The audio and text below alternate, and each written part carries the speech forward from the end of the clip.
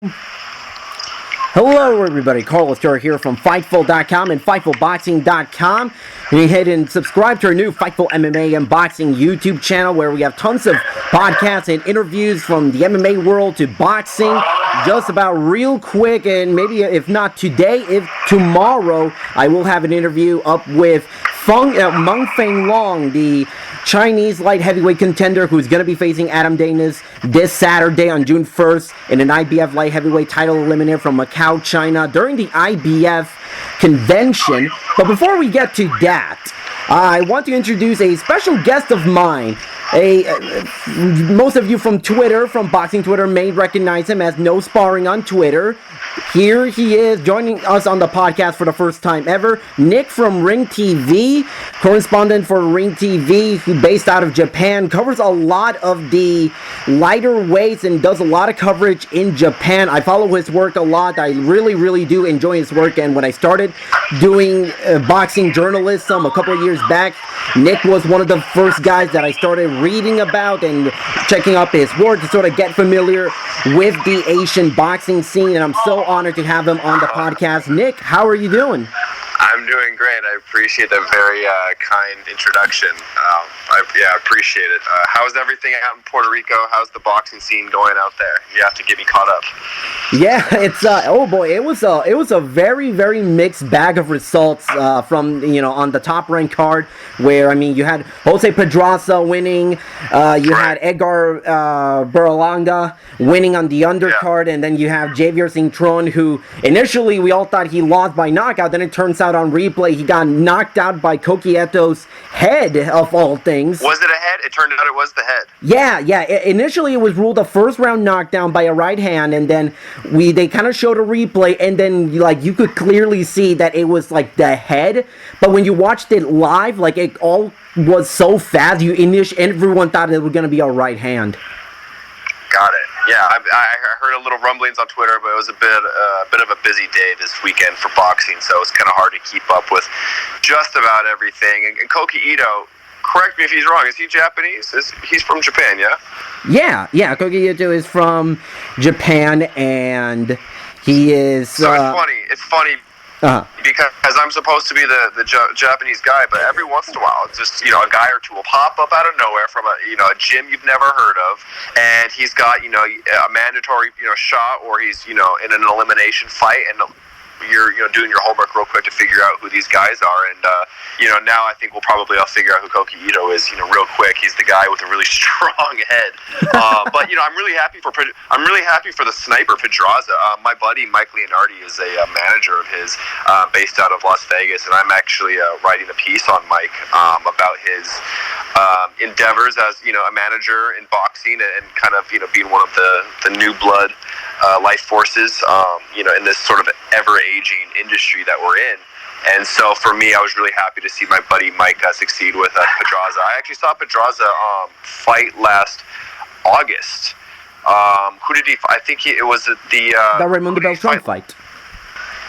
Yeah, and a lot of respect for Pedraza, because he went into the fight not only as the challenger, but in a really unique position as a fighter, where there was a contract already signed for a unification fight after that. And you don't see too many unifications, in boxing, generally speaking. Luckily, I'm seeing a bit more. We have the WBSS and things like that.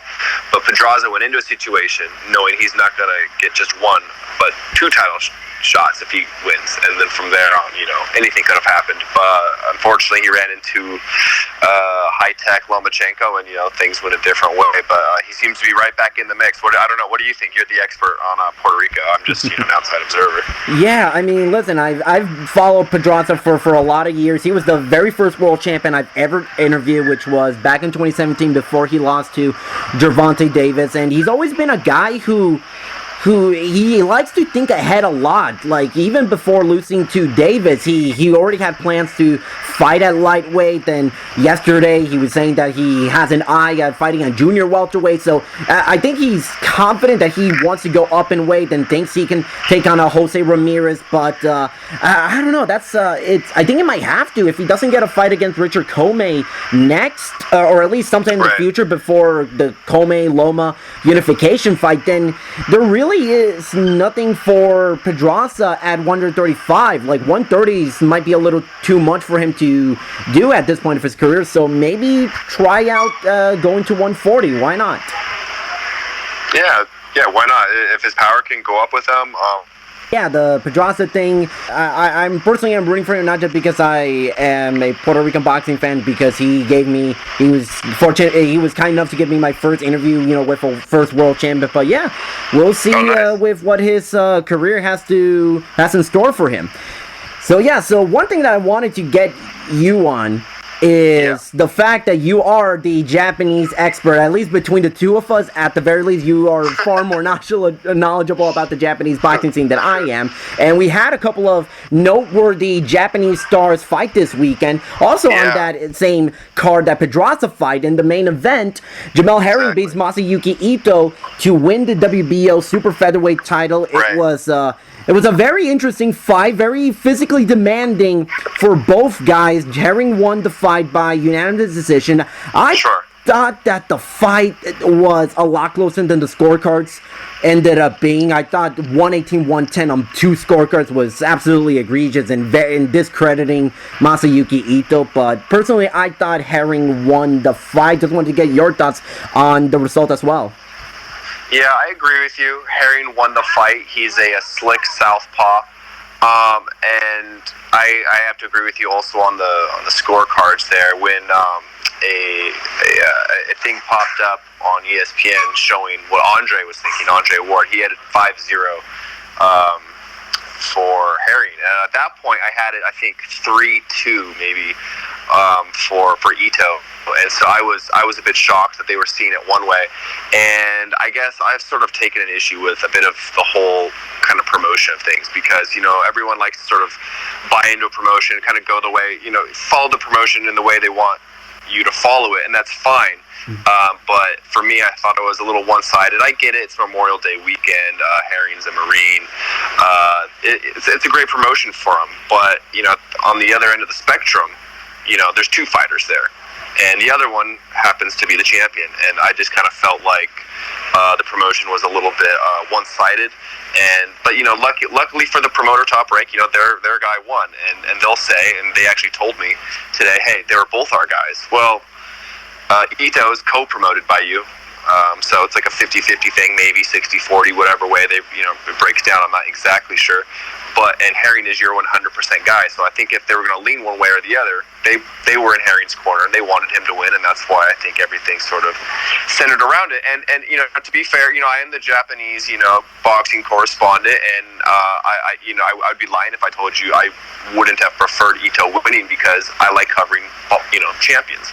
And the more champions that are in Japan, the better it is for me, and the more exciting it can be to some degree when you're talking about championship level fights and making the big fights, right? That's what we all, want to see, and that's what we all want to talk about and be a part of. So naturally, a guy from Cincinnati, I'm not going out to Cincinnati anytime soon.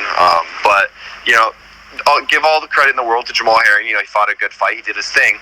And going back to just the fight being made in itself, I thought it was a dangerous fight for Ito. I didn't understand from right off the bat why he wanted to use his voluntary against a slick southpaw, or a southpaw in general, like Herring, who moves around a lot. Ito likes to go forward, and he likes to fight. He likes to brawl. Why they wanted to make that fight in the first place? I didn't really get it. And my, humble opinion, or my educated guess, is it was probably to some degree a money grab. But I think it was a short-sighted money grab. You have Top Rank and Bob Arum telling you, hey, we'll put it on ESPN, just come fight our guy. Maybe you'll beat him, maybe not. It's a 50-50 fight. The crowd will love it, blah, blah, blah. Let's get this ESPN money. And so they thought, okay, this is the best money option for us.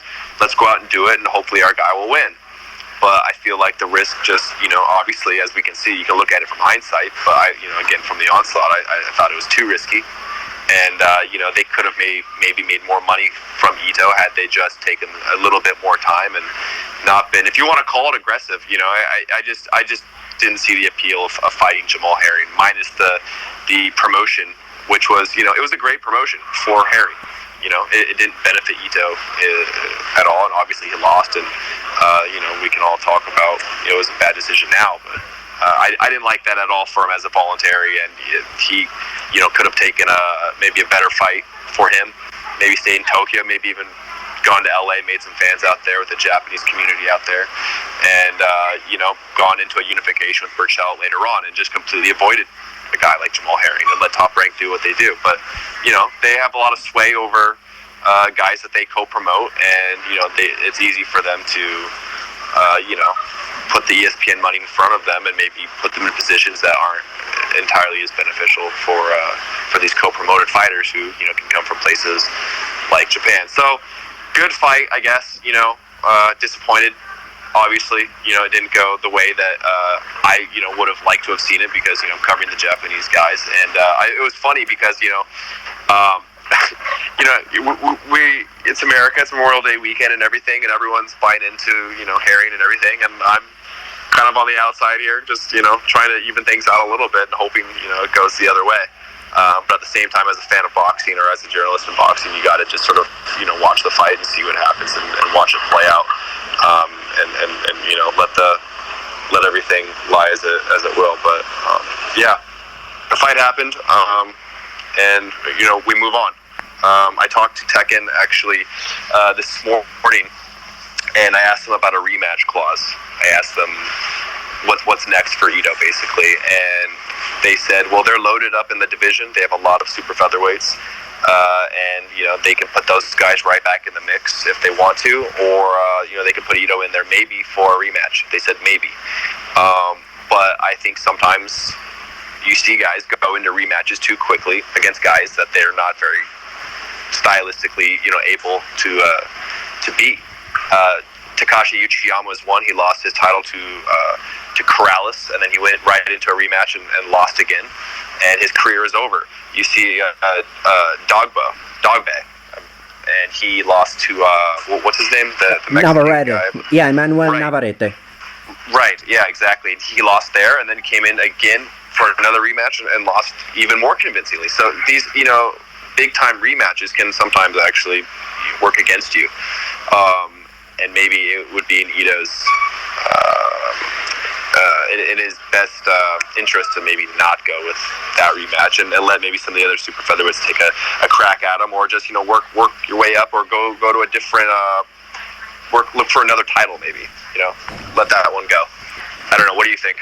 Yeah, because it's really weird, because obviously there's the rematch clause, and I'm kind of thinking from Ito's standpoint, if he thinks that he still can beat Jamel Herring, I wouldn't be so quick to get the immediate rematch. If if you want at the very least to at least maximize the potential for a rematch, at least on Ito's side, I figure wait until maybe let Jamel get a title defense, or maybe get the the unification against Miguel Burchelt, and then kind of do what Ryota Murata did, and wait until much later to do the rematch and go to Japan. And based on the time, why not sort of make a slow build for a rematch, or if Burchelt beats Herring, have Burchelt go to Japan, and maybe ESPN finds the rights to do a U.S. broadcast of the traditional New Year's Eve show, which are always absolutely loaded, and I always think that it's a crime that those shows aren't being readily available for fans in the U.S. I completely agree. Luckily, with the streaming services now, we might be able to see a thing or two change. Actually, the card on December 30th, two of the fights were broadcast on ESPN Plus this year. The Kenshiro fight was not. I think it was Takuma Inoue and one of the others. But and Ito was the other. Yeah, exactly. And Ito was the other, because he was he's co-promoted by ESPN, and they're top ranking ESPN. But you're absolutely right, because I would much rather see Ito face Burchelt anyways, because stylistically they match up. So I don't know what your opinion is. Maybe you can tell me, who do you think wins Burchelt Herring? Because I think it's Burchelt. So if you have Burchelt take out Herring, you can still have that Ito match there. I don't think he necessarily lost too much, from a reputation standpoint, because southpaws are always going to be difficult, and if they're moving around a lot and they're playing the outside, they're going to be tough guys to to defeat. You know, they're tricky. So maybe let the Burchell unification fight happen, and then, you know, I just don't see Burchell going to Tokyo even for a New Year's fight unless they can offer him a lot of money. And I would be totally okay with it happening in LA. There's a Japanese community there. There's a strong Hispanic community there. Let it happen there. That could be fine too, and let everyone you know, enjoy it on prime time. And you know what? Maybe it can even still happen on New Year's Eve. Why not? Maybe we can just broadcast it back to Japan. We can switch it up a little bit. Yeah, that'd be really interesting to sort of get that kind of broadcast in terms of getting Ito and Burchell together. I think Burchell beats Jamel Herring. I think Burchell is just way too strong. I think from the physical standpoint, he's too quick. The one thing that I do kind of worry a little bit, and this is where Jamel Herring can exploit Burchell, is that he kind of has a tendency to sort of leave himself open when he's exploding for the furious rallies. So the question is going to be if whether or not you can sort of withstand that early onslaught that Burchell has usually does in his fights. And the opponents that he's faced in his last few title defenses are guys that either get cut very easily or don't possess the strongest chin in the world. So from a physical standpoint, Burchell's title reign has been full of favorable matchups, but I do think Burchell is an outstanding boxer, and I think he'll beat Jamel Herring. And I think stylistically, a fight between Ito and Herring, and not Herring, Burchell would be a very entertaining watch. Yeah, I agree. Let's make it happen. I'm a fan for any unification, and I say that over and over again. I think when the Pedraza Lomachenko fight was made, people were saying that they weren't giving Pedraza his due credit. He's a world champion. It's a unification fight. I'm sorry it's not maybe another name that you're hoping for, but unifications, I think, need to happen because the sport is so convoluted with these belts. It's hard for casual fans and even some hardcore fans to recognize who the best in the division is unless they fight each other. So I'm a big fan, and I will always support any unification that's that's made, always. End of story. So if that fight is made, I am 100% behind it and would love to see it happen. You know, you mentioned a convoluted situation with the belts and everything. You know, China today had a really good boxing card with two quote-unquote world title fights. And I use the term world title fights very, very loosely, although I do have a ton of respect for the title holders that competed today. Two title fights. First, we had Kanshu go up against Shun Kubo for the WBA regular featherweight title. I thought that this fight was very entertaining, action-packed from the start, but you could tell from like round 3 that Kanshu was going to dominate Shun Kubo, that it was going to be a matter of when Kubo's defenses were going to break down. And I thought Kanshu, his energy is unreal. He constantly attacked Shun Kubo's face, and he dropped him, I believe, late in the 5th round with just this beautiful, 1-2 combination, and then after, he landed this just amazing left hook to the chin, and by that point, it was essentially over. It was, he either was going to get stopped that round or the next round, and turns out Kanshu won via stoppage in the 6th round. I really like this fight, and I really, really like Kanshu. Yeah, I do too. He's a fun fighter to watch. I think he, popped up on a lot of people's radar after that win in January in Houston. I actually got turned on to him when I was watching Naoya Inoue spar one evening in Yokohama, and I was like, I don't know who this guy is in the ring with him, but he looks good. He's he's standing his ground. He's bigger than Inoue. He's in there and he's there. I mean, it's hard to get into the ring with some guys like the Monster. I mean, pound for pound guys have to spar somebody, right? And they got to push him to the edge. So when I saw this guy in there with Inoue, I was immediately impressed. And shortly thereafter, some fights started being put together for him, and I was obviously confident, having seen him spar successfully with the Monster, and he's proving some points. He's looking good, and he's a fan-friendly fighter, I think, and I'm excited to see more. But yeah, the championship fights, the WBA. Oh, before we get to that, sorry, Kubo. I'm curious how his eye was holding up. I just learned about it. I'd interviewed him briefly before his fight.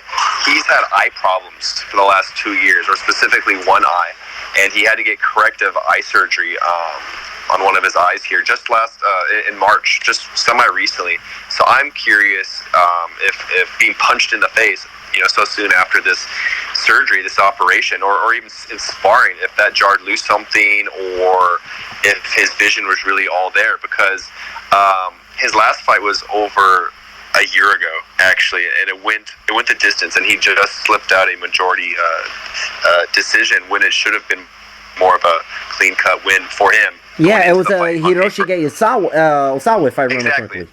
Exactly, thank you. And apparently his eye injury had happened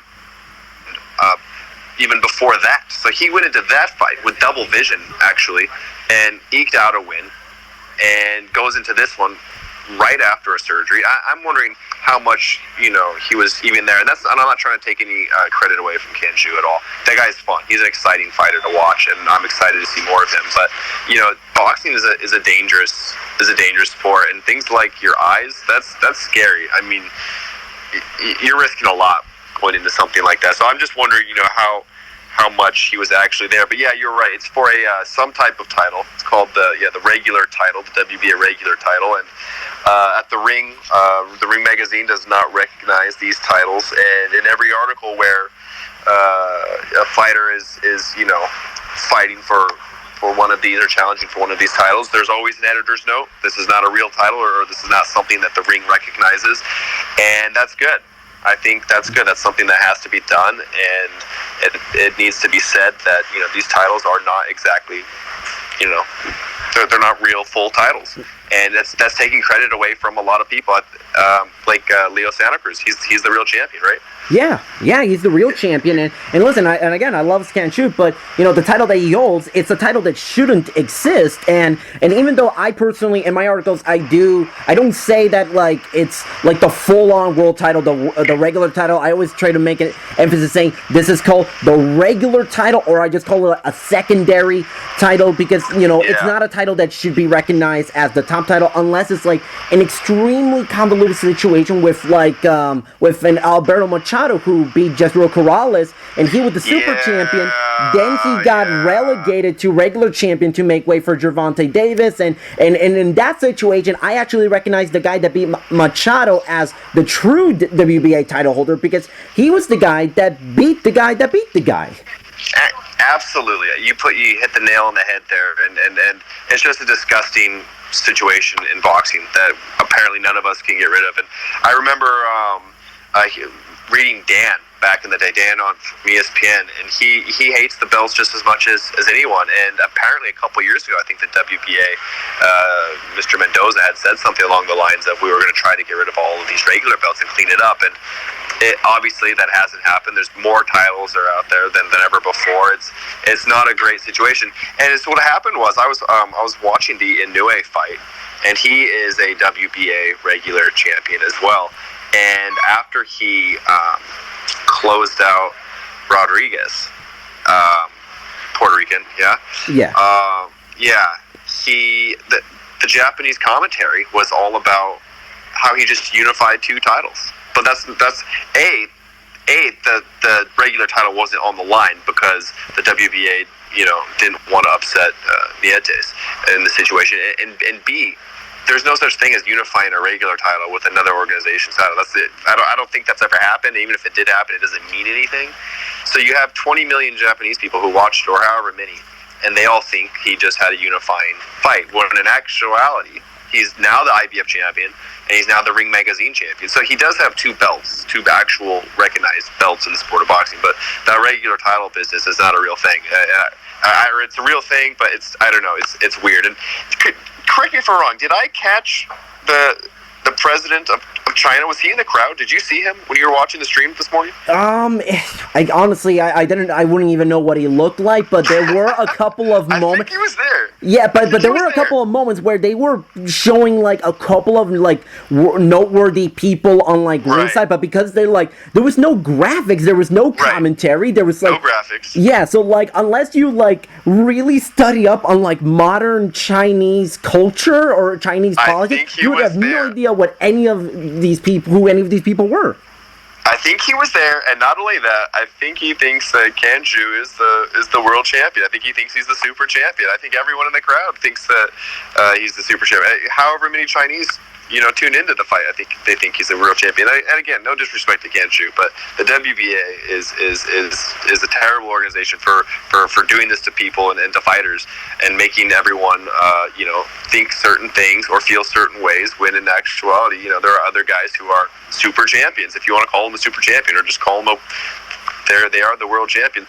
I met Jamie McDonald before his fight against Naoya Inoue last spring, and he's a great guy. A lot of courage to get in the ring with Naoya, and credit to him for going to Japan. Him and his wife, both outside in the hallway one evening. They're both, or maybe it's just his wife, excuse me. And she says, "Yeah, this regular title's a shit title. Jamie, he thinks so. She thinks so too. He thinks so too, and we want the real title. This title sucks." So I mean, some of these guys know what's going on, and they're just. It's a part of the process, I guess, that you may or may not have to go through with the WBA. But yeah, you're talking about Machado, man. I feel for that guy. That shouldn't have happened. That's a dirty thing that happened to him. Yeah, I mean, and listen, Kanju was not the only like quote-unquote world title that appeared on the card. Strangely enough, like Carlos Canizales versus Sho Kimura closed out the show, or at least was the main event, even though everyone was under the impression that it was the Kanju Shunkubo fight that was gonna headline the show. I thought so too. I was shocked watching this one. I thought I'd missed the Kimura fight. I actually woke up a bit late. I just got back from Japan. The jet lag can be really fierce, and I woke up a bit late, and I woke up I think in the third round of the Kanju fight. I thought I'd missed the Kimura fight. I thought, well, there it is. I was looking on Twitter for some sort of help, and there was none to be found. And then here comes Kimura and Canizales. And I was happy to see it. Don't get me wrong, but really surprising that they didn't put their hometown or home country guy there in the main event, right? Yeah, especially when Kanju was like, the crowd was nuclear hot for Kanju throughout the entire fight. And like Sho Kimura, he is, he may not be Japanese, but he is a fan favorite over there. He did not get nearly enough the reaction that he got compared to Kanju. Like Kanju, I don't know who was the matchmaker or who, organized the times for the fight, but I thought it was a grave mistake putting Kanju second to last. Yeah, I believe they're called Max Promotions or something along those lines. I almost have it there, and I don't know what the decision was there. Very bizarre. Going back to the stream, I suppose that was very interesting because I actually sort of enjoyed there not being any commentary, or at least if there had been some, maybe a little bit, like in between rounds would have been enough. But yeah, some graphics would have been good because I'm pretty sure the president of China himself was there, which is, and I'm sure he was wondering why the hell isn't Kanju in the main event? Who's this Kimura guy? But yeah, you're right. He does have a following over there, and it was nice to wake up early Sunday morning and see some boxing. And to be honest with you, when I'm in Japan, that's actually generally how it plays out for me, because all the fights over here are on Saturday nights, and so in Japan it's already Sunday. And so I wake up early in the morning and I start my day with some championship boxing, and it's a great way to close out my weekend. And then I have all day a relaxing Sunday to write up any reviews I have to do, or to just kind of mess around on Twitter. And it's a great way to sort of close out your week. Whereas on a Saturday night here, it can be hectic. I went to my first fight recently in New York City, or at least my first one at Madison Square Garden. It was a Con Crawford. Yeah, man. I saw you there. I was actually like right above you, and I've been dealing with like laptop issues, so that's why I didn't go downstairs to like introduce myself. But yeah, I was at that same cartoon. We were at the same area. I was just like a level above you. Oh, you should have said hi. I don't know if you saw, but there was a bit of an altercation with me and another guy. I don't know if you caught wind of that, but some guy. Did you see that? Yeah, I replied to you on Twitter saying that like I had a similar situation. Okay, good. Yeah, I didn't realize that was happening right behind me too. I mean, some of these guys don't know what to do in a fight. I don't know. Yeah, it was like a weird thing. So like, what happened with you? Okay, yeah. So a quick Fightful side story because I think it was a really funny story, and I don't blame like Top Rank itself. I just blame whoever made the dumb decision to do what they did to us. So I came in. So there's a time for like media. For those who don't know, here's the intricacies of boxing journalism. When you go into the fight and you're covering a fight, they give you a time right before the general doors open, and the time for us I believe was 5 p.m. Eastern. So I got there around like 4:30 and I thought, well, I got nothing better else to do for the next 30 minutes. I'm not going to wait outside. I'm going to go get a burger at Five Guys. So when I got I went to Five Guys, did everything. Had to stay a little bit because I was watching the DAZN card on my phone. I was enjoying my burger. I then went to Madison Square Garden around 5:15, and then they straight up told me, oh yeah, there was a guy that came here. He wanted, a place to connect his laptop, so we took your seat. And I'm like, I just got here, like, it's 15 minutes after the doors open for media, and like a full, not even like an hour before the fight's actually begun, and there was a big mess. I had to contact Top Rank, and they told me, listen, no problem, just steal someone else, just take someone else's chair, someone that's not coming, because and even in the biggest events, there's always going to be a few journalists who apply for credentials and don't end up going to the fights for whatever reason. So I just got a chair. No, there were no issue with me afterwards, but it was like the second time I ever had to deal with something like that, and it's never a fun experience. So I feel your pain. No, it's not. Yeah, absolutely. It's an awkward situation. You're there to try to get work done and really focus on one thing, which is the fights, or some of the people within the industry to a certain degree, and you really don't need some of these side distractions. No one needs that. And then when you have guys who are flipping out, my guy in particular, he flipped out that I was sitting in my own seat. I had shown up right when doors opened, more or less, and got my stuff together, and realized pretty quickly that there wasn't a lot of action going on right away in the garden, and most of the senior journalists kind of weren't there. And the Fighter Hotel, for most people who don't know, or if you don't know, is the Stewart Hotel. It's right across the street, and the Fighter Hotel lobbies are always humming with activity. And so I wanted to go back over there and see what I could see and see what was going on. And so I went over there. I should have had a Five Guys burger. That would have been a great decision. That's only a block away, also. Why not? Well, actually, why did you go to Five Guys? Because they gave us a Top Rank is pretty cool with how they treat people in the media. They gave us like a $20 food. Yeah, they give us a voucher, and that's one thing I do like about Top Rank, that they do. They are good with that kind of stuff. The thing is, I'm from Puerto Rico, and we don't have Five Guys over there in Puerto Rico, and Five Guys in my... Doesn't matter what anyone tells me, doesn't matter what my girlfriend or Evan Korn, the media relations for Top Rank, tells me, Five Guys is the best burger in the U.S., and that doesn't matter who says it.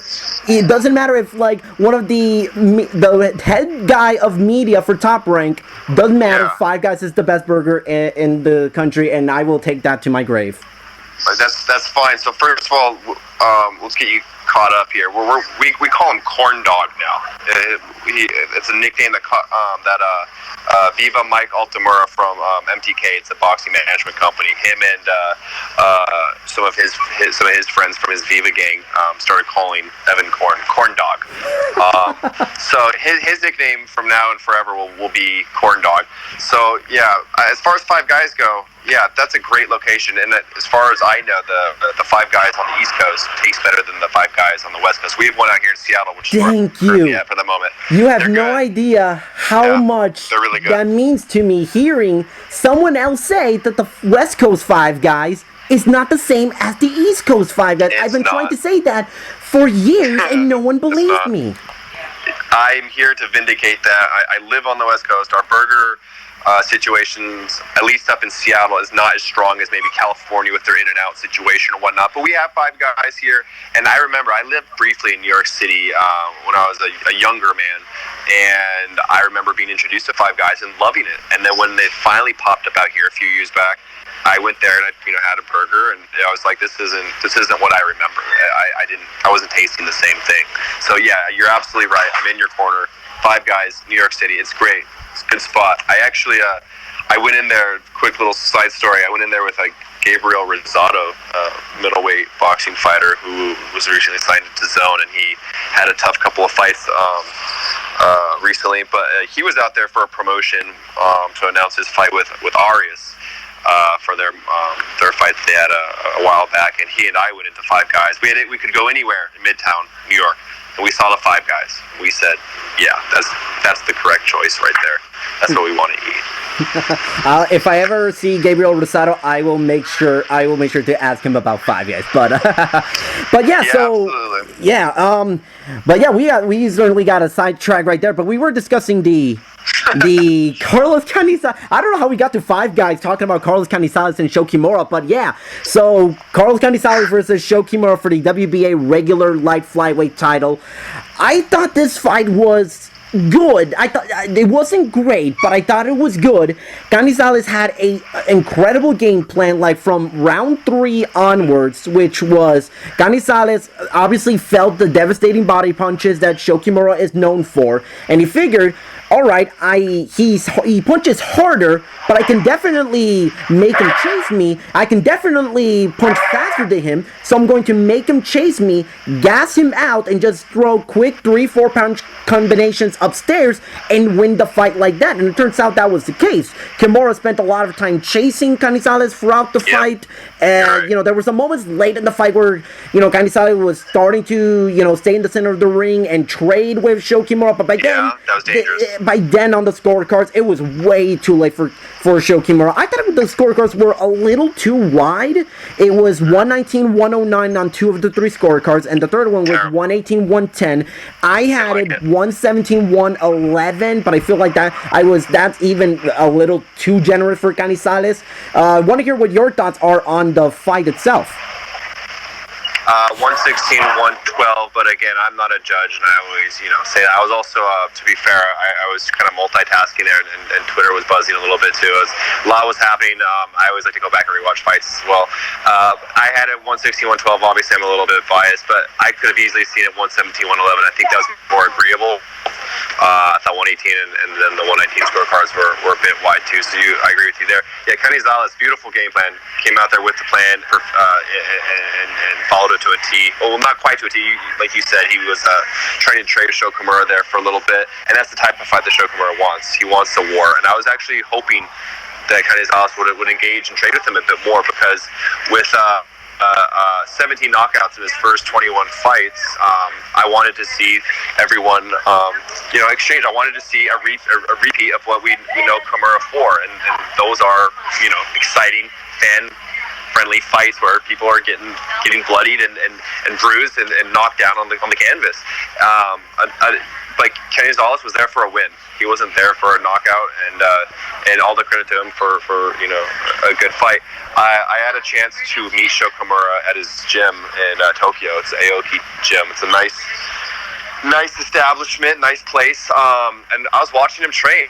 He looked really, really strong. He looked really strong, and it was nice to see him. He had a nice a win, a comeback win after his loss last year when he lost his flyweight title. And he got his confidence back and everything else, and I was pretty confident that he was going to at least make it closer than it was. But there's only so much you can do when you have one game plan and then someone else has a better one, and they're beating you to the punch, literally. So where Kimura goes from here, I'll probably find out in the next 24 hours. It's a little bit hard to talk with some people over in China right now, because social media in China is strictly controlled. Yeah. Instagram doesn't work. Facebook doesn't work. Line, which is the main app for Japanese people in Japan for messaging and things, it doesn't work either, or at least it's not working as well. So I'll find out what lies ahead here pretty quickly for Sho Kimura. He's up there in age for these lighter guys. And Canizales, he might, he's going to be fun to watch again. I'm hoping he'll, fight a different fight the next time, because when you have a knockout ratio like he has, you sort of expect or at least hope that he's going to get more. We come for the knockouts, right? Knockouts are exciting fights, and we all want to see them. So assuming he can, show up in his next fight or two and keep the momentum going, maybe we'll get a chance to see that. And Sho Kimura, for his part, I wish him the best regardless. Nice guy, hard trainer, loves boxing, and his gym is, man, it's hot in there. It's really hot in there, and he's in there giving it 110%. And I remember the sounds, the power shots he was hitting off the mitts of his trainer, man. They were extremely loud, and I was actually in there watching Marute Metalane train for his fight that he recently won in Tokyo. And the trainer for Marute Metalane, Colin, he and I were standing by the ring, and we kept being distracted by Sho Kimura in the background, because this guy is just going, all out with his power shots and his effort, his intensity, in this really hot gym on a really unusually hot Tokyo day for the month of May. And we were thinking, this is why this guy is who he is, with these exciting bloody fights. And we were kind of hoping that he might pull out a win and might be able to face Marute in the future. But that fight could still potentially happen, and it's boxing, so we never really know. But what would you like to see maybe next for Canizales, or what would you like to see maybe next for Kanju? What do you think they should do next?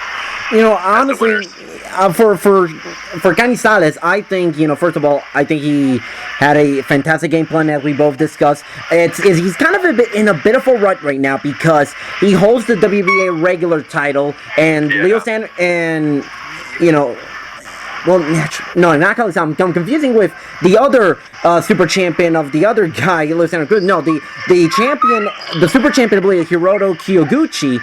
And that's a fight that can be made. I don't know how much is Canizales willing to travel back to Asia for a fight against Kyoguchi. Yeah, sorry to cut you off. Yeah, he might not have a choice. I mean, if you want to be a world champion and the other guy holds all the cards, then you go where the fight is, or you go where the money is. And switching back real quick to Ito, the money was in Florida for him. That's where he went, even though he's the world champion. The better money was for him to be on ESPN in the middle of Florida. I was actually invited to go out there to Kissimmee, and I said, no, thank you. You have to fly to Orlando. The logistics are terrible. But for Canizales, the logistics might not be that great for him to go back to Japan, but the fact is Japan is a really healthy boxing community. Obviously, the sport as a whole could be better with casual fans tuning in, and that it's the same thing for Japan as it is in America and Puerto Rico, I'm sure. But for him, if he wants a good fight, if he wants to challenge for the super, it's going to probably have to go out to Japan, because Kyoguchi has never he fought in Macau on New Year's Eve, but I don't know how much you count that as traveling abroad, because he's on a Japanese heavy fight card. But if Canizales wants to fight, he'd probably have to take it to Kyoguchi, and to be honest with you, right now I don't see Kyoguchi losing, at least not to Canizales. He's quick, he's strong, he's the Ring Magazine champion for a reason. He's a fun fighter to watch. And you got Kenshiro there, in the division as well. You got two top tier Japanese fighters, maybe two of the top 5 best for the entire country are in the same division. Both are champions. Kenshiro's the WBC champion, and Canizales, if he wants to fight, maybe Kenshiro's looking for a volunteer. That could be a fight that could be made too. But both of those guys come to fight, they look for knockouts, they look for TKOs. So I just don't see, and they're a lot quicker than Sho Kimura. They're younger than Sho Kimura, so I don't see the same game plan working exactly the same way there. But exciting fights in the lower divisions. A lot of fights can be made, and as a fan of the sweet science, I'm hoping they can. And I became a new fan today of Canizales.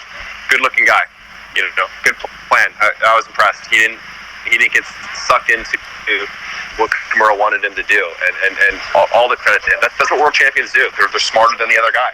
They got to be, right? They got to survive, and they got to perfect their craft the best way they can. And each fight is going to be different. No opponent's going to be the same, and they just have to, literally roll with the punches. But hey, I wanted to thank you for having me on your podcast this time. I actually have to jet, and I hope you'll invite me back on to talk more about Japanese boxing or Puerto Rican boxing or boxing as a whole. It's a lot of fun. So I appreciate the time, and hopefully anyone who tuned in might have learned something about a Japanese fighter that they didn't already know about, or to a certain degree. But and the next time, hey Carlos, the next time you see me in New York or anywhere, if you see me there, say what's up. I'm not always, knowing what's going on around, 360 degrees of my surroundings. So if you see me, please say what's up. I'm not hard to find. I'm 6'4", so please don't, say what's up and get my attention. We'll grab a burger at Five Guys. No, absolutely. I will make sure to keep that in mind, and I would love to have you back on the show in the near future, especially in a few weeks, maybe to discuss the card in Chiba, Japan, the Katsuro Ioka Aston Polite, Hiroto Kyoguchi against Tanawa Nakun. That's a loaded card right there in a few weeks. Actually, you're right. That's a really big-time card. There's a lot of implications with those matches, and there's a lot of stuff going on behind the scenes, actually, that maybe we can talk about, because there's a lot of things that people don't really know about, why some of these fights are being made. They might look one way on the surface, but in actuality, some other things are happening. It's very interesting. Things are very much, they can be very sly in Japan, and if you don't look closely, you might miss it. So it'd be exciting to come back and talk more with you about that. All right, Nick. Thanks so much for coming in here. It's Nick from Nick from RingTV, a RingTV correspondent. He covers the lighter weights over there on Ring Magazine and RingTV.com. Does a lot of great work covering the Asian boxing team, especially in Japan right now. He has an interview with Sho Kimura. You can definitely check it out over there. His Twitter handle is No Sparring Nick. Thanks so much for coming in, and looking forward to talking to you in the future. Absolutely. Thanks again for having me, and let's get a burger soon, all right? Absolutely. All right. See you, man. All right. See ya. Bye. Yep, and that was my talk with Nick Skok from RingTV. Really, really excited to have him on the show. I really enjoyed his work. Funny enough, I didn't actually plan on having Nick on the show. I just put out on Twitter saying, hey, maybe I'll probably do something covering this week's fight cards. And he said, hey, if you got time, I want to be in it. So we started tweeting, and it was a lot of fun. I will definitely want to have him back on the show to discuss that the June 19 card in Chiba, Japan is Kazuto Ioka versus Aston Polite for the WBO Super Flyweight title. Hiroto Kyoguchi against Tanawa Nakun for the WBA Light Flyweight title. The actual WBA Light Flyweight title, not the one that Canizales has. And then you also got Mio Yoshida versus Casey Morton for the WBO Female Super Flyweight title. So that is a loaded card. We don't even know what the undercard is. So I'm really excited about that. But those were the two biggest cards, and I'm really glad that it involved Japanese fighters at the top, so I can have Nick on the show. But there were plenty of good cards on. Well, not good cards, but they were okay cards. There were certainly noteworthy cards in the in what happened. So let's start with the DAZN card. So the DAZN card had it had a few one good fight, and it was very, very weird. So for those of you who are not aware of how the DAZN card was set up, so the main event of the DAZN card from the MGM National Harbor in Oxon Hill, Maryland, it was headlined by Devin Haney versus Antonio Moran. And then the rest of the main card consisted of Filip Hrgovic against Gregory Corbin and Michael Hunter versus Fabio Maldonado. And then on the undercard, you had one of the best women's title fights of the year, a world title unification between Jessica McCaskill and Anair Esther Sanchez. And it was a whole very, very weirdly structured card. No need for having Hrgovic against Corbin in the in the co-main event, it made no sense whatsoever in my opinion. But let's see. But the main card, every single fight on the main card ended in a knockout, and a spectacular knockout. But none was more spectacular than the absolute, like, home run right hand that Devin Haney threw at Antonio Moran in the 7th round. It just, words cannot describe how good that knockout was. It was like, it was kind of like a football throw where he just like starts up from his midsection and winds all the way up and then just connects on the right onto the chin of Antonio Moran on the corner, and it was a thing of beauty. I highly recommend you go check out. That is the only thing like real noteworthy on that main card. Michael Hunter knocked out Fabio Maldonado in less than 5 minutes, and Hrgovic knocked out Gregory Corbin in a minute, so nothing to glean from there. The one fight I do want to talk about on that DAZN card was the McCaskill versus Sanchez fight for the unified WBA, WBC female junior welterweight championships. This was fun. This was really, really good. So it was just 20 minutes of like almost non-stop barrages of punches being thrown left and right and lots of power going in there. McCaskill ended up winning by unanimous decision, although the scorecards were way too wide, in my opinion. She won, I believe it was 99-91, 98-92, and 96-94. Had no problem with the 96-94 cards. I had a 97-93, but 98 and 99 for McCaskill was a little bit too wide. Even McCaskill, after the fight, said that she thought the scorecards were a little weird, but I mean, it still does, in my opinion, it does not describe how good this fight was, and the scorecards do not do this fight justice. It's a very good card, a very good fight. I should say the actual card wasn't anything spectacular, and so I highly recommend, if you're a fan of women's boxing, you didn't get a chance to watch this fight, go watch this fight. Very, very fun action. Jessica McCaskill, really, really good. Her career has been excellent ever since she fought Katie Taylor a couple of years back. She went to Chicago, had a great homecoming fight, won the WBC title, and then go on to unify the titles against Ana Esther Sanchez, who really, no one really talks about Ana Esther Sanchez, but she is certainly someone who in terms of, fighters in women's boxing who've had great careers, Ana Esther Sanchez has had a really good career. She's held 3 full world titles, or at least a full world title in 3 different weight classes, and then she held an interim title in a 4th weight class. So her career has been very good. She's been at the top for the last few years, women's boxing, in some of the divisions that she competed at, and a win against Ana Esther Sanchez is really good for Jessica McCaskill's career, especially when she's only 9 fights into her career. So kudos to McCaskill. She had a brilliant performance and one of the best women's boxing fights I've seen for the year so far. This will definitely end up being one of the, maybe 10, 15 best women's boxing fights of the year. And then lastly, FS1, PBC. This was a weird card, very weird card. You had in the main event Austin Trout go up against Terrell Gaucher, and I personally am not a fan of Terrell Gaucher, basically because of that entire, really bad fight that he had a couple years ago against Erislandy Lara, and he fought Austin Trout in the main event. No titles at stake, no title eliminator, but what was, at stake was momentum. The division, the junior middleweight division is certainly going for a very drastic change that no one really expected, with Tony Harrison and Julian J. Rock Williams winning the world titles in the last couple of months, or at least in the last 6 months. So, perfect opportunity for someone to crash the division even further and become a real contender. And what ended up was a weird mismatch of styles. I didn't really enjoy it all that too much. The fight ended in a split draw, a very bizarre split draw. So the scorecards read as follows, and hopefully you can follow. 99-91 Gaucher, 96-94 Trout, and 95-95. I know, right? Very, very weird scorecards. I had Terrell Gaucher winning 97-93, but it was a convincing 97-93.